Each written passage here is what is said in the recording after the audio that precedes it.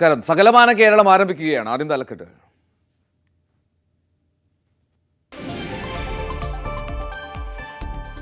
കൊടും ചൂടിൽ വലഞ്ഞ് കേരളം, ആശങ്കയുയർത്തി ഉഷ്ണതരംഗം. 8 ജില്ലകളിൽ 4 ഡിഗ്രിക്ക് മുകളിൽ താപനില ഉയരാൻ സാധ്യതയെന്ന് കാലാവസ്ഥാ വകുപ്പ്. കേരള തീരത്ത് കള്ളക്കടൽ പ്രതിഭാസ മുന്നറിയിപ്പ്, ഉയർന്ന തിരമാലകൾക്ക് സാധ്യത. അപകട മേഖലയിൽ ഉള്ളവർ മാറി താമസിക്കണം.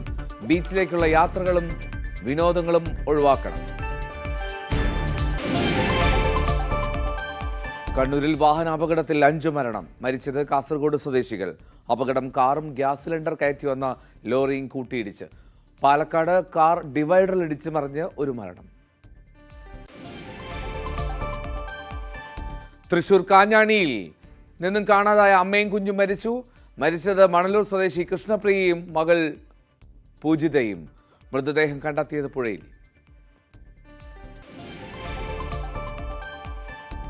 മൂന്നാർ ഹെഡ് വർക്സ് ജലാശയത്തിന് സമീപം കാട്ടുപോത്തിറങ്ങി.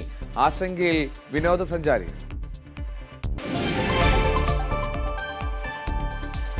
തൃശൂർ മണ്ണൂത്തിയിൽ വൻ കഞ്ചാവ് വേട്ട. 12 കിലോ കഞ്ചാവുമായി പിടിയിലായത് കുന്നംകുളം സ്വദേശി.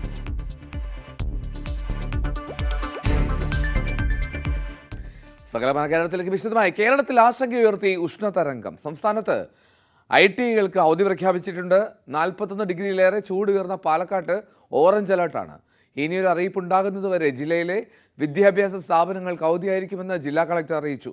പാലക്കാട്, തൃശൂർ ജില്ലകളിൽ ഉയർന്ന താപനില സാധാരണയേക്കാൾ 5 മുതൽ 5.5 ഡിഗ്രി വരെ മുകളിലാണ് എന്ന് കേന്ദ്ര കാലാവസ്ഥാ വകുപ്പ് വ്യക്തമാക്കി. കൊല്ലം, ആലപ്പുഴ, കോട്ടയം, എറണാകുളം, മലപ്പുറം, കോഴിക്കോട് ജില്ലകളിൽ 3 ഡിഗ്രി മുതൽ 4 ഡിഗ്രി വരെ താപനില ഉയർന്നാണ് നിൽക്കുന്നതെന്നും കാലാവസ്ഥാ വകുപ്പ് അറിയിച്ചു. അതിതീവ്രമായിട്ടുള്ള ചൂട് തുടർച്ചയായിട്ട് രേഖപ്പെടുത്തുന്നതിനാലാണ് ഓറഞ്ച് അലർട്ട് പ്രഖ്യാപിച്ചിരിക്കുന്നത്. കഴിഞ്ഞ ദിവസം നമ്മൾ പൊതുജനങ്ങൾ എടുക്കേണ്ട കരുതലുകളെ പറ്റി സംസാരിച്ചിരുന്നു. പക്ഷേ ഇപ്പോഴത്തെ സാഹചര്യം പരിഗണിച്ച് ജില്ലയിൽ കുറച്ച് നിയന്ത്രണങ്ങൾ കൂടി കൊണ്ടുവരികയാണ്. മെയ് 2 വരെ നമ്മുടെ ജില്ലയിലെ പ്രൊഫഷണൽ വിദ്യാഭ്യാസ സ്ഥാപനങ്ങൾ ഉൾപ്പെടെയുള്ള എല്ലാ സ്ഥാപനങ്ങളും, കുട്ടികളുടെ അധ്യയനം നടക്കുന്ന എല്ലാ സ്ഥാപനങ്ങളും അടച്ചിടേണ്ടതാണ്. അംഗൻവാടികൾക്ക് നേരത്തെ തന്നെ സർക്കാർ അവധി പ്രഖ്യാപിച്ചിരുന്നു. ഇപ്പോൾ മെഡിക്കൽ കോളേജ് ഒഴികെയുള്ള പ്രൊഫഷണൽ എഞ്ചിനീയറിംഗ് കോളേജ് ഉൾപ്പെടെയുള്ള സ്ഥാപനങ്ങളിലെ ക്ലാസ്സുകൾ ഉടനടി തന്നെ നിർത്തിവെക്കേണ്ടതാണ്.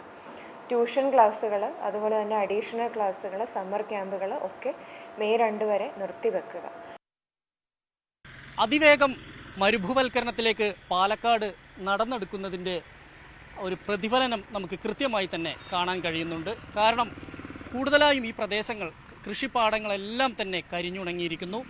മണ്ണ് വേവുന്ന ചൂടാണ് ഇവിടെ. 41 ഡിഗ്രിക്ക് മുകളിൽ ആണിപ്പോൾ ഇവിടുത്തെ താപനില. കഴിഞ്ഞ കുറച്ച് ദിവസങ്ങളായി ഉഷ്ണതരംഗം ഉണ്ട്.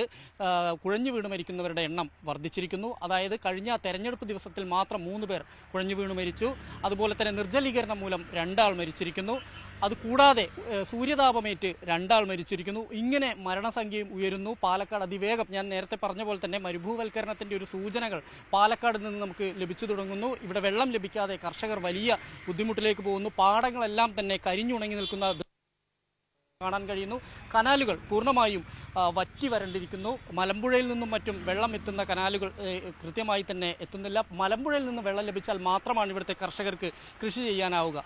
പറമ്പിക്കുളം ആളിയാർ പദ്ധതിയിൽ നിന്ന് കൃത്യമായി തന്നെ തമിഴ്നാട്ടിൽ നിന്ന് ലഭിക്കേണ്ട വെള്ളം കേരളത്തിന് ലഭിക്കുന്നില്ല. അത് ലഭിക്കുകയാണെങ്കിൽ ചിറ്റൂർ മേഖലയിലെ ഒരു പകുതി ഭാഗമെങ്കിലും കർഷകർക്ക് കൃഷിയുമായി മുന്നോട്ട് പോകാൻ കഴിയും.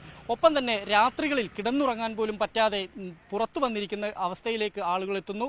എയർ കണ്ടീഷൻ ഇല്ലെങ്കിൽ ഉറങ്ങാൻ കഴിയാത്ത അവസ്ഥയിലേക്ക് പാലക്കാട് മാറിയിട്ടുണ്ട്. ഒപ്പം തന്നെ ശുദ്ധജലം കയ്യിൽ കരുതി മാത്രം പുറത്തു പോകേണ്ട അവസ്ഥ.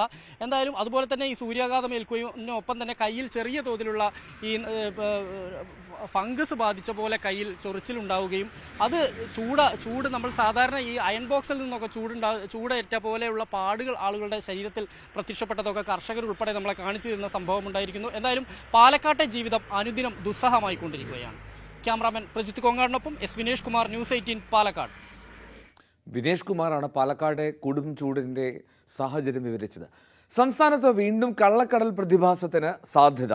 കേരള തീരത്ത് 1.5 മീറ്റർ വരെ ഉയർന്ന തിരമാലയ്ക്ക് സാധ്യതയുണ്ടെന്ന് സംസ്ഥാന ദുരന്ത നിവാരണ സമിതി മുന്നറിയിപ്പ് നൽകി. കടലാക്രമണത്തിന് സാധ്യതയുള്ളതിനാൽ മത്സ്യത്തൊഴിലാളികളും തീരദേശവാസികളും ജാഗ്രത പാലിക്കണമെന്ന നിർദ്ദേശവുമുണ്ട്. കടൽക്ഷോഭം രൂക്ഷമാകാൻ സാധ്യതയുള്ളതിനാൽ അപകട മേഖലകളിൽ കഴിയുന്നവർ മാറി താമസിക്കണം. മത്സ്യബന്ധന ഉപകരണങ്ങളുടെ സുരക്ഷ ഉറപ്പാക്കണം. ബീച്ചിലേക്കുള്ള യാത്രകളും കടലിൽ ഇറങ്ങുന്നതും ഒഴിവാക്കണമെന്ന് നിർദ്ദേശമുണ്ട്.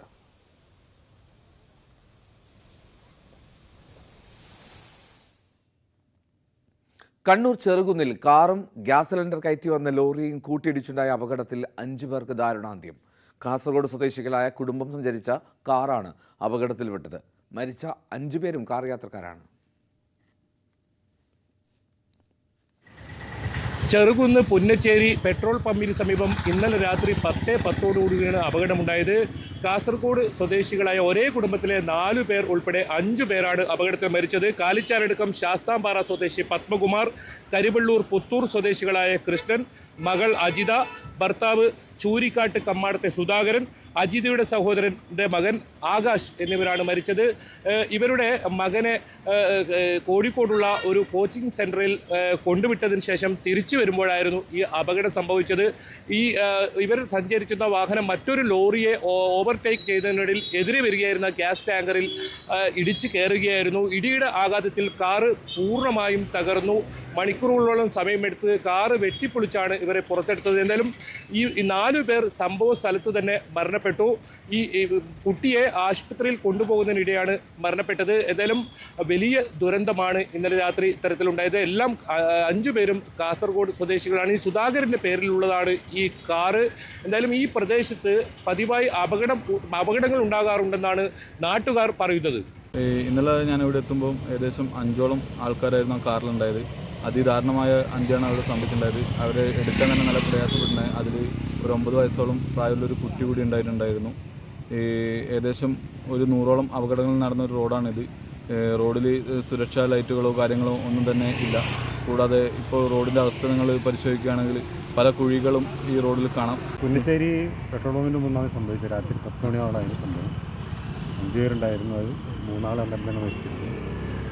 2 പേര് പോകുന്ന വീട്ടിലായിരുന്നു. 5 പേരുടെയും മൃതദേഹങ്ങൾ പരിയാരം മെഡിക്കൽ കോളേജ് ആശുപത്രിയിലെ പോസ്റ്റ്മോർട്ടം നടപടികൾക്ക് ശേഷം ബന്ധുക്കൾക്ക് വിട്ടു നൽകും. K V Baiju, news 18, Kannur. Kozhikode auto ഡ്രൈവറുടെ കൊലപാതകത്തിൽ പ്രതി അറസ്റ്റിൽ. വെള്ളയിൽ സ്വദേശി ധനേഷാണ് പിടിയിലായത്. ഞായറാഴ്ച പുലർച്ചെയാണ് ഓട്ടോ ഡ്രൈവറായ ശ്രീകാന്തിനെ വെട്ടിക്കൊന്നത്.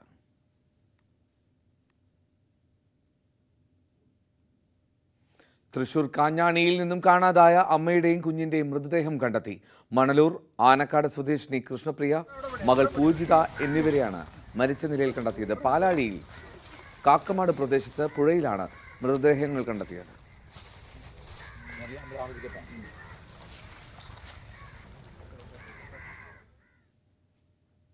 മൂന്നാറിൽ ഹെഡ് വർക്ക്സ് ജലാശയത്തിന് സമീപത്ത് കാട്ടുപോത്തിറങ്ങി. വിനോദസഞ്ചാരികൾ ഏറെ എത്തുന്ന സ്ഥലമാണിവിടം. ഇന്നലെ രാത്രിയാണ് ദേശീയപാതയോരത്ത് കാട്ടുപോത്തിനെ വഴിയാത്രക്കാർ കണ്ടെത്തിയത്. കഴിഞ്ഞ ദിവസം ദേശീയപാതയിലെ പഴയ മൂന്നാറിന് സമീപത്തും നാട്ടുകാർ കാട്ടുപോത്തിനെ കണ്ടിരുന്നു. കാട്ടാനയായ പടയപ്പയ്ക്ക് പുറമെ കാട്ടുപോത്തും ജനവാസ മേഖലയിൽ നിരന്തരം എത്തുന്നത് വിനോദസഞ്ചാരികളടക്കം ഭീതിയിലാഴ്ത്തിയിട്ടുണ്ട്.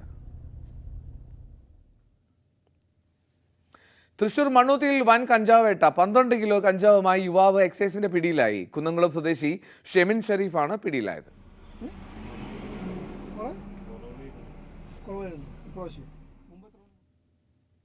നിക്ഷേപിച്ച പണം തിരികെ കിട്ടാതെ വന്നതോടെ ഈരാറ്റുപേട്ട സർവീസ് സഹകരണ ബാങ്കിനെതിരെ പ്രതിഷേധം ശക്തമാണ്.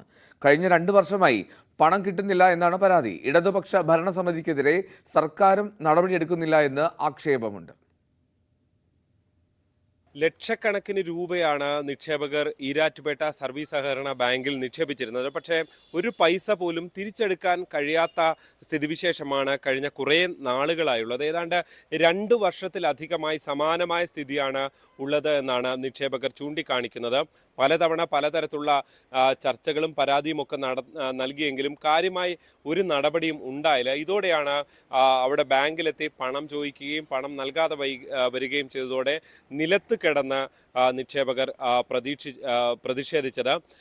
ഇതിനെതിരെ സഹകരണ വകുപ്പിൻ്റെ റിസീവർ ഭരണം അടക്കം എത്തേണ്ട ഒരു സ്ഥിതിവിശേഷമാണ് നിലവിലുള്ളത്. പക്ഷേ അത്തരം നടപടികളിലേക്കൊന്നും പോകുന്നില്ല എന്നുള്ളതാണ് പലരും ചൂണ്ടിക്കാട്ടുന്നത്. എന്തായാലും ഇഡിക്കടക്കം ഇക്കാര്യത്തിൽ പരാതി നൽകിയിട്ടുണ്ട് നിക്ഷേപകർ. പക്ഷേ പോലീസ് FIR ഒന്നും നിലവിലില്ലാത്തതുകൊണ്ട് തുടർ നടപടിയിലേക്ക് കടക്കാൻ ഇഡിക്കും കഴിയുന്നില്ല എന്നാണ് നമുക്ക് മനസ്സിലാക്കാൻ സാധിക്കുന്നത്. എന്തായാലും നിരവധി നിക്ഷേപകർ ഇതിനകം വലിയ പ്രതിസന്ധിയിലേക്ക് എത്തിയിരിക്കുകയാണ് ഈരാറ്റുപേട്ട സർവീസ് സഹകരണ ബാങ്കിൽ. നേരത്തെ തൊട്ടടുത്തുള്ള പൂഞ്ഞാർ സഹകരണ ബാങ്കിലും വലിയ നിക്ഷേപ തട്ടിപ്പുണ്ടാകുകയും അവിടെ റിസീവർ ഭരണം ഏർപ്പെടുത്തിയിരിക്കുകയുമാണ്. ഇവിടെയും ഈ CPM ഭരിക്കുന്നതാണ് കഴിഞ്ഞ 3 ടേമായി. പലർക്കും അനധികൃതമായ ലോൺ നൽകി ആ ലോൺ തിരിച്ചടവ് ഉണ്ടാകുന്നില്ല. അതാണ് ഈ നിക്ഷേപകർക്ക് പണം തിരികെ നൽകാതിരിക്കാൻ ഒരു കാരണമായി ചൂണ്ടിക്കാണിക്കപ്പെടുന്നത്. എന്തായാലും ഇക്കാര്യത്തിൽ ഇടതുപക്ഷം ഭരിക്കുമ്പോൾ പ്രത്യേകിച്ച് സഹകരണ മന്ത്രിയൊക്കെ ജില്ലയിൽ നിന്ന് ഉള്ള ആളെന്നുള്ള നിലയിൽ അടിയന്തരമായ ഇടപെടൽ ഇക്കാര്യത്തിൽ ഉണ്ടാകണം എന്നതാണ് നിക്ഷേപകരുടെ ആവശ്യം. ഒപ്പം തന്നെ കുറ്റക്കാർക്കെതിരെ ശക്തമായ നടപടി വേണമെന്നും അവർ ആവശ്യപ്പെടുകയാണ്. കോട്ടയത്ത് നിന്ന് G. ശ്രീജിത്ത്, ന്യൂസ് 18. നാളെ മുതൽ വേണാട് എക്സ്പ്രസ് ട്രെയിൻ എറണാകുളം ജംഗ്ഷനിൽ, അതായത് സൗത്ത് റെയിൽവേ സ്റ്റേഷനിൽ നിർത്തില്ല. റെയിൽവേയുടെ ഈ പുതിയ തീരുമാനം നിരാശയിലാക്കിയത് 1000-ഓളം യാത്രക്കാരെയാണ്. വണ്ടി പിടിക്കണമെങ്കിൽ യാത്രക്കാർ നോർത്ത് റെയിൽവേ സ്റ്റേഷനിലെത്തണം. ഇതോടെ സ്ഥിരം യാത്രക്കാർക്കാണ് തീരുമാനം വലിയ തിരിച്ചടിയായത്. വർഷങ്ങളായിട്ട് ഞാനിവിടെ യാത്ര ചെയ്ത ഒരാളാണ്. ഞങ്ങളെല്ലാവരും സൗത്തിനെ ആശ്രയിച്ചാണ് വേണാടിന് യാത്ര ചെയ്യുന്നത്. അതോടൊപ്പം ആയിരക്കണക്കിന് യാത്രക്കാരാണ് വേണാട് എക്സ്പ്രസിന് സൗത്ത് റെയിൽവേ സ്റ്റേഷനിൽ നിന്ന് യാത്ര ചെയ്യുന്നത്. അതൊരു നിമിഷ നേരം കൊണ്ട് നോർത്തിലോട്ടാക്കുക, ഒരു ഇൻഫർമേഷനും തരാതെ തലേദിവസം അറിയിക്കുക, നോർത്തിലോട്ട് 1-ാം തീയതി പോകുക എന്നുള്ള ഇൻഫർമേഷൻ മാത്രമേ ഞങ്ങൾക്ക് തന്നിട്ടുള്ളൂ. ഞങ്ങൾ ഇതിനു മുമ്പ് അറിഞ്ഞപ്പോൾ തന്നെ ഞങ്ങൾ പറഞ്ഞിരിക്കുന്നത് ഞങ്ങൾക്കൊരു മെമു ബദൽ സംവിധാനമായിട്ട് തരണം. കാരണം ഈ യാത്രക്കാർക്കെല്ലാം പോകണം. നമ്മൾ 6:15 ട്രെയിന് പോകുക എന്ന് പറയും, മെമുവിന് പോകുക എന്ന് പറയുമ്പോൾ 5 മണിക്ക് ഓഫീസിൽ നിന്ന് ഇറങ്ങുന്നവർക്ക് 1.25 മണിക്കൂർ നമ്മൾ പ്ലാറ്റ്ഫോമിൽ വന്നിരിക്കേണ്ടി വരും ഈ മെമു കിട്ടാനായിട്ട്. അത്രയും സമയം ഒരാളുടെ ആയുസാണ് അങ്ങോട്ട് മാറി കിട്ടുന്നത്. വർഷങ്ങളായി വേണാടിനെ ആശ്രയിച്ച് ജോലിക്കും പഠനത്തിനും എത്തുന്നവരാണ് ഏറെയും. പെട്ടെന്നുണ്ടായ സമയമാറ്റത്തിന്റെ സങ്കടത്തിലും നിരാശയിലുമാണ് യാത്രക്കാർ. വേണാട് എന്ന് പറയുന്നത് 50 വർഷത്തിലധികമായി എറണാകുളം ജംഗ്ഷനിലേക്ക് വരുന്ന ഒരു വണ്ടിയാണ്. അപ്പോൾ നമുക്ക് വേണാടിന് ഇപ്പം മാറ്റാൻ ഇവർ പറയുന്ന റീസൺ എന്ന് പറയുന്നത് ഓപ്പറേഷൻ അല്ലെങ്കിൽ ഇവിടെ വർക്ക് നടക്കുന്നുള്ളതാണ്. വേണാടിന് മാത്രമായിട്ട് പ്ലാറ്റ്ഫോമിൽ ഒരു വർക്ക് നടക്കുന്നില്ല, എല്ലാ വണ്ടികളും പോകുന്നുണ്ട്. അപ്പോൾ അവരുടെ ആവശ്യം ഇത്രയേ ഉള്ളൂ, വേണാടിനെ സൗത്ത് ഒഴിവാക്കുക. 25 വർഷമായിട്ട് ഈ യാത്രക്കാരിയാണ് സ്ഥിരമായിട്ട്. അപ്പോൾ നമുക്കറിയാം ഏറ്റവും കൂടുതൽ ആൾക്കാർ സഞ്ചരിക്കുന്നത് എറണാകുളം സൗത്ത് സ്റ്റേഷനിൽ നിന്നാണ് വേണാടിൽ. അപ്പോൾ അങ്ങനെ ഏറ്റവും കൂടുതൽ അംഗങ്ങൾ യാത്ര ചെയ്യുന്ന ഒരു സ്റ്റേഷനിൽ നിന്ന് വണ്ടി എടുത്തു മാറ്റുമ്പോൾ സ്വാഭാവികമായിട്ടും നമുക്ക് പറയും, ഇപ്പോൾ അവർ പറയുന്നത് ഒരു വികസനത്തിന്റെ പാത എന്ന് പറഞ്ഞാൽ വികസനം അതിൽ ഇപ്പം നമുക്ക് ഏറ്റവും ഒരു 10 വർഷത്തെ ഒരു ഗ്രാഫ് എടുത്താൽ നമുക്ക് മനസ്സിലാകും റെയിൽവേ ഇങ്ങനെ വികസനം എന്ന് പറഞ്ഞ് നടപ്പിലാക്കുന്ന ഓരോ കാര്യങ്ങളും സാധാരണ ജനജീവിതം ദുസ്സഹമാക്കുന്ന രീതിയിലാണ്. സാധാരണക്കാരന് ഏറ്റവും അടുത്ത ഉദാഹരണമാണ് വന്ദേ ഭാരത് കൊണ്ടുവരുമ്പോഴും അവർ പറയുന്നത് വികസനമാണ്. പക്ഷെ അപ്പോൾ ഈ വികസനത്തിന്റെ പേരിലെല്ലാം സാധാരണ യാത്രക്കാരും മണിക്കൂറുകളോളം വഴിയിൽ കാത്തുകെട്ടി കിടക്കേണ്ടുന്ന ഒരവസ്ഥയാണ് നമുക്ക് വരുന്നത്. വേണാട് കിട്ടിയേ തീരൂ എന്ന നിർബന്ധം യാത്രക്കാർക്കില്ല. പകരം ഒരു മെമു വേണം. തൃപ്പൂണിത്തുറയിൽ നിന്നും മെട്രോയെ ആശ്രയിക്കാനാണ് ബദൽ സംവിധാനമായി റെയിൽവേ പറയുന്നത്. എന്നാൽ അത് പ്രായോഗികമല്ലെന്നാണ് യാത്രക്കാർ പറയുന്നത്. ഇപ്പോ ഈ പശ്ചിമ കൊച്ചിയിലെ യാത്രക്കാർ പ്രധാനമായും മട്ടാഞ്ചേരി, ഫോർട്ട് കൊച്ചി ഐലൻഡ് ഉൾപ്പെടെയുള്ള ഇടക്കൊച്ചി ഉൾപ്പെടെയുള്ള പ്രദേശത്തു നിന്ന് വരുന്ന ജനങ്ങളൊക്കെ ആശ്രയിക്കുന്നത് എറണാകുളം സൗത്ത് റെയിൽവേ സ്റ്റേഷനാണ്. ഈ വേണാടിന്റെ ആരംഭകാലം മുതൽ ഇത് സൗത്തിൽ നിന്ന് ആരംഭിച്ചിരിക്കുക. ഇതിപ്പോ ഒരു സുപ്രഭാതത്തിൽ ഇവിടെ വരുന്നില്ല എന്ന് പറയുന്നത് നമുക്ക് ഒരു കാരണവശാലും അംഗീകരിക്കാൻ കഴിയില്ല. നാളെ മുതൽ തിരുവനന്തപുരത്ത് നിന്ന് തിരിക്കുന്ന വേണാട് രാവിലെ 9:50 നോർത്ത് സ്റ്റേഷനിലെത്തും. 9:55 ഷൊർണൂർ ഭാഗത്തേക്ക് പോകും. തിരിച്ചുവരുന്ന വണ്ടി 5:15 നോർത്തിലെത്തും. 5:20 തൃപ്പൂണിത്തുറ വഴി തിരുവനന്തപുരത്തേക്കും പോകും. റെയിൽവേയുടെ ഈ പുതിയ തീരുമാനത്തിൽ യാത്രക്കാർക്ക് വലിയ രീതിയിലുള്ള ഒരു പ്രതിഷേധമാണുള്ളത്. ഇനിയെങ്കിലും ഈ ജനദ്രോഹപരമായ തീരുമാനത്തിൽ നിന്നും റെയിൽവേ എത്രയും വേഗം പിൻവലിയണം. ഇല്ലെങ്കിൽ തങ്ങൾക്ക് പകരമായി ഒരു ട്രെയിൻ കൂടി അനുവദിക്കണം. ഈ ആവശ്യങ്ങൾ ഏതെങ്കിലും റെയിൽവേ പരിഗണിക്കുമെന്ന പ്രതീക്ഷയിലാണ് ഇപ്പോഴും യാത്രക്കാർ. ക്യാമറാമാൻ ശ്യാംകുമാറിനോടൊപ്പം നവമി ദിനേശ്, ന്യൂസ് 18 കൊച്ചി. കോതമംഗലം പഴയ ആലുവ മൂന്നാർ രാജപാത തുറന്നു നൽകണമെന്ന ആവശ്യം ശക്തമാണ്. വനംവകുപ്പിന്റെ എതിർപ്പാണ് പാത തുറക്കുന്നതിന് തടസ്സമാവുന്നത്. ഇടുക്കി, എറണാകുളം ജില്ലകളുടെ വികസനത്തിന് വഴിവെക്കുന്ന പഴയ ആലുവ മൂന്നാർ രാജപാത തുറക്കണമെന്നത് കാലങ്ങളായുള്ള ആവശ്യമാണ്. 1878 ആയില്യം തിരുനാൾ ബാലരാമവർമ്മയുടെ ഉത്തരവിനെ തുടർന്ന് മൂന്നാറിലേക്ക് നിർമ്മിച്ചതാണ് രാജപാത. ആലുവയിൽ നിന്ന് കോതമംഗലത്തെത്തിയ ശേഷം ചേലാട്, തട്ടേക്കാട്, കുട്ടമ്പുഴ, പൂയംകുട്ടി, കുഞ്ചിയാർ എന്നീ പ്രദേശങ്ങളിലൂടെ കടന്ന് നല്ലതണ്ണി, കല്ലാർ ടീ എസ്റ്റേറ്റ് വഴി മൂന്നാറിൽ എത്തിച്ചേരുന്നതാണ് ഈ പാത. പൂയംകുട്ടി മുതൽ പെരുമ്പൻകുത്ത് വരെയും വനത്തിൽ കൂടി കടന്നു പോകുന്നതിനാൽ ഈ ഭാഗത്തെ റോഡ് വനം വകുപ്പ് തടസ്സപ്പെടുത്തിയിരിക്കുന്നതായാണ് ആക്ഷൻ കൗൺസിലിന്റെ പരാതി. സിംഗുക്കുടി ട്രൈബൽ കോളനിയുടെ മുകൾ ഭാഗത്ത് റോഡിന് നടുവിൽ കൂടി 100-ൽ പരം ജണ്ടകളും ചിലയിടങ്ങളിൽ JCB ഉപയോഗിച്ച് വലിയ കാനകളും നിർമ്മിച്ചിരിക്കുകയാണ്. അന്തോണിപുരം മുതൽ നല്ലതണ്ണി, കല്ലാർ ടീ എസ്റ്റേറ്റ് വരെ ഏകദേശം 6 കിലോമീറ്റർ ദൂരം കാൽനടയാത്ര പോലും നിഷേധിച്ച് വനം വകുപ്പ് കെട്ടിയടച്ചതായും ആക്ഷേപമുണ്ട്. കരിന്തിരിമല ഭാഗത്തേക്കും പ്രവേശനം നിഷേധിച്ചിരിക്കുകയാണ്. പ്രശ്നത്തിൽ സർക്കാർ കാര്യക്ഷമമായി ഇടപെടണം എന്ന് action council president Shaji Payyanikkal പറഞ്ഞു. ഈ റോഡ് ആലുവയിൽ നിന്ന് തുടങ്ങി ഉടുമ്പൽപേട്ട, പളനിയിൽ അവസാനിക്കുന്ന തരത്തിലുള്ള ഒരു നാഷണൽ ഹൈവേക്ക്, പുതിയ നാഷണൽ ഹൈവേക്ക് വേണ്ടിയിട്ട് പ്രപ്പോസൽ ചെയ്തിട്ടുണ്ട്. അത് ഈ രാജപാതയാണ്. ആ നാഷണൽ ഹൈവേ കിട്ടിക്കഴിഞ്ഞ് കഴിഞ്ഞാൽ ഈ അവികസിത മേഖലയായിട്ടുള്ള കുട്ടമ്പുഴയും കൊർത്തിക്കുടിയും മാങ്കുളവും മാങ്കുളത്തിൻ്റെ പ്രദേശങ്ങളായ ഇടമലക്കുടി അടക്കമുള്ള ട്രൈബൽ മേഖലകൾക്കെല്ലാം ആ റോഡിൻ്റെ ഒരുപാട് ഗുണം കിട്ടും. അവിടെയുള്ള ആളുകൾക്ക് വികസനം കിട്ടും. അതുകൊണ്ട് ഈ റോഡ് മൂന്നാറിലേക്കുള്ള ഒരു സമാന്തര പാതയായി തന്നെ എത്രയും വേഗത്തിൽ ഗവൺമെൻറ് ഓർഡറായി കിട്ടണം എന്നത് തന്നെയാണ് ഞങ്ങളുടെ അഭിപ്രായം. കുട്ടമ്പുഴ പഞ്ചായത്തിനും വിനോദസഞ്ചാര മേഖലയ്ക്കും വികസനത്തിനും വഴിവെക്കുന്ന പാത തുറന്നു നൽകണമെന്ന് Kuttampuzha panchayat standing committee chairman Siby K പറഞ്ഞു. ഓൾഡ് ആലുവ മൂന്നാർ റോഡ് കുട്ടമ്പുഴ ഗ്രാമപഞ്ചായത്തിലൂടെയാണ് കടന്നു പോകുന്നത്. കുട്ടമ്പുഴ ഗ്രാമപഞ്ചായത്തിൻ്റെ അതിർത്തി പങ്കിടുന്ന മാങ്കുളത്തേക്കാണ് ചെന്ന് ചാടുന്നത്. കുട്ടമ്പുഴയുടെ സമഗ്ര വികസനത്തിന് ഈ ഓൾഡ് ആലുവ മൂന്നാർ റോഡ് തുറക്കേണ്ടത് ആവശ്യമാണ്. വിനോദസഞ്ചാരികളെ ഒത്തിരി ആകർഷിക്കാൻ പറ്റുന്ന പീണ്ടിമേട്, കുത്ത്, വെള്ളച്ചാട്ടമൊക്കെ ഈ റോഡിലൂടെ കടന്നു പോകുമ്പോൾ കാണാൻ കഴിയും. ഗവൺമെൻറ് എത്രയും പെട്ടെന്ന് ഈ റോഡ് തുറന്ന് മൂന്നാറിനൊരു സമാന്തര പാത കൂടിയാണ് ഈ old Aluva Munnar road. News 18 Kothamangalam. കൂടുതൽ വാർത്തകളിലേക്ക് എത്താം ഇടവേളയ്ക്ക് ശേഷം.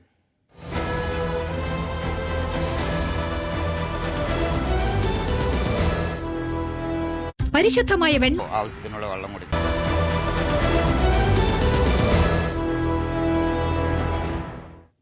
സകലമാന കേരളം തുടരുകയാണ്. പാലക്കാട് തൃത്താലയിലെ കൂടല്ലൂർ കൂട്ടക്കടവ് റെഗുലേറ്ററിന്റെ നിർമ്മാണ യന്ത്ര സാമഗ്രികൾ തുരുമ്പെടുത്ത് നശിക്കുകയാണ്. പുഴയോരത്തും പാതയോരത്തുമായി കിടക്കുന്ന ഷട്ടറിന്റെ ഉരുക്കു ഭാഗങ്ങളാണ് കാട് പിടിച്ച നിലയിലുള്ളത്. തൃത്താല കൂടല്ലൂരിൽ ഭാരതപ്പുഴയിലെ കൂട്ടക്കടവിൽ നിർമ്മിക്കുന്ന റെഗുലേറ്ററിന്റെ നിർമ്മാണ സാമഗ്രികളാണ് അധികൃതരുടെ അനാസ്ഥ മൂലം തുരുമ്പെടുത്ത് നശിക്കുന്നത്. ആദ്യ കരാറുകാർ വർഷങ്ങൾക്ക് മുൻപെത്തിച്ച ഷട്ടറിന്റെ ഉരുക്കുഭാഗങ്ങളാണ് കാടുപിടിച്ച നിലയിലുള്ളത്. കൂടല്ലൂർ തൃത്താല റോഡരികിൽ ഒന്നിനു മുകളിൽ ഒന്നായി കൂട്ടിയിട്ട നിർമ്മാണ സാമഗ്രികൾ മുഴുവനും കാടുകയറി. 20 സ്പാനുകളും ഷട്ടറുകളുമായി 270 മീറ്റർ നീളത്തിലുള്ള റെഗുലേറ്ററിന്റെ സാമഗ്രികളാണിവ. കാട് കയറിയ ഇവിടം ഇഴജന്തുക്കളുടെ താവളമാണിപ്പോൾ. തൃത്താല കുമ്പിടി റോഡരികിലാണ് ഇവ കൂട്ടിയിട്ടിരിക്കുന്നത്. എന്തെങ്കിലും കേടുപാടുകൾ സംഭവിച്ചിട്ടുണ്ടോ എന്ന് പരിശോധിച്ച ശേഷമായിരിക്കും ഇവ സ്ഥാപിക്കുകയെന്നാണ് അധികൃതർ പറയുന്നത്. അതേസമയം കൂടല്ലൂർ കൂട്ടക്കടവ് റെഗുലേറ്റർ നിർമ്മാണ പ്രവൃത്തികൾ ദ്രുതഗതിയിൽ പുരോഗമിക്കുകയാണ്. പദ്ധതി യാഥാർത്ഥ്യമാകുമ്പോൾ പാലക്കാട്ടെ ആനക്കര, പട്ടിത്തറ, പരുതൂർ, തിരുവേഗപ്പുറ പഞ്ചായത്തുകൾക്കും മലപ്പുറം, ഇരുമ്പിളിയം, കുറ്റിപ്പുറം തുടങ്ങിയ പഞ്ചായത്തുകൾക്കും ഏറെ പ്രയോജനപ്പെടും. ന്യൂസ് 18 തൃത്താല. തൃശൂർ അരിമ്പൂർ നിവാസികളുടെ നേതൃത്വത്തിൽ സംഗീതാഭിരുചിയുള്ളവർക്കായി പരിശീലനം സംഘടിപ്പിക്കുകയാണ്. ഏത് പ്രായക്കാർക്കും സാധക മ്യൂസിക് ഫൗണ്ടേഷൻ എന്ന പേരിൽ ആരംഭിച്ച ഈ സംഗീത കൂട്ടായ്മ വഴി പരിശീലനം നേടാം. ഇവ സംഗീത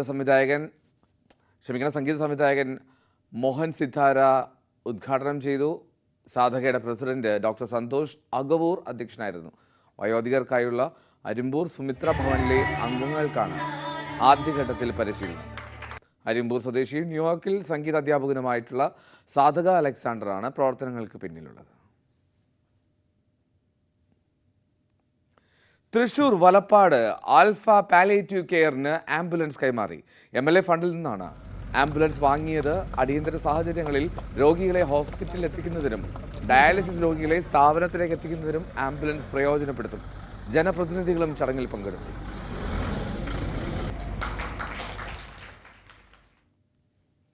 മുപ്പത്താറ് പേരുടെ ജീവനെടുത്ത ഇടുക്കി കരടിപ്പാറ ബസ് അപകടത്തിന് അരനൂറ്റാണ്ട്. കൊച്ചി ധനുഷ്കോടി ദേശീയപാതയിലെ കരടിപ്പാറയിൽ KSRTC ബസ് 2000 അടി താഴ്ചയുള്ള കൊക്കയിലേക്ക് മറിഞ്ഞായിരുന്നു അപകടം. ഇന്ന് മൂന്നാറിന് സമീപമുള്ള പ്രധാന വ്യൂ പോയിന്റുകളിൽ ഒന്നാണ് കരടിപ്പാറ. ദേശീയപാത വികസനത്തിന്റെ ഭാഗമായി വളവുകൾ വീതി കൂട്ടി പാതയോരത്ത് സംരക്ഷണ ഭിത്തി നിർമ്മിച്ച് അതിന് മുകളിൽ സുരക്ഷാ വലകളും സ്ഥാപിച്ചിട്ടുണ്ട്. സമീപത്തായി പള്ളിവാസൽ പഞ്ചായത്തിന്റെ ടേക്ക് എ ബ്രേക്ക് പദ്ധതിയും പ്രവർത്തിച്ചു വരുന്നു. സ്വർണം വെള്ളി നിരക്കുകൾ. കവിത ഗോൾഡ് ആൻഡ് ഡയമണ്ട്സ് ഇന്നത്തെ സ്വർണം വെള്ളി നിരക്കുകൾ നിങ്ങൾക്കായി സമർപ്പിക്കുന്നത്. വലിയ സ്വപ്നങ്ങൾ, വലിയ സന്തോഷങ്ങൾ, വലിയ collection. Kavitha gold and diamonds. സ്വർണ്ണം 22 ക്യാരറ്റ് ഗ്രാമിന് 6660, പവന് 53,280. 18 ക്യാരറ്റ് സ്വർണം ഗ്രാമിന് 5555, പവന് 44,440. വെള്ളി ഗ്രാമിന് 87, കിലോയ്ക്ക് 87,000. കവിത ഗോൾഡ് ആൻഡ് ഡയമണ്ട്സ് ഇന്നത്തെ സ്വർണം വെള്ളി നിരക്കുകൾ നിങ്ങൾക്കായി സമർപ്പിക്കുന്നത്. വലിയ സ്വപ്നങ്ങൾ, വലിയ സന്തോഷങ്ങൾ, വലിയ collection. Kavitha gold and diamonds. സകലമാന കേരളം പൂർണ്ണമാകുന്നു. നമസ്കാരം.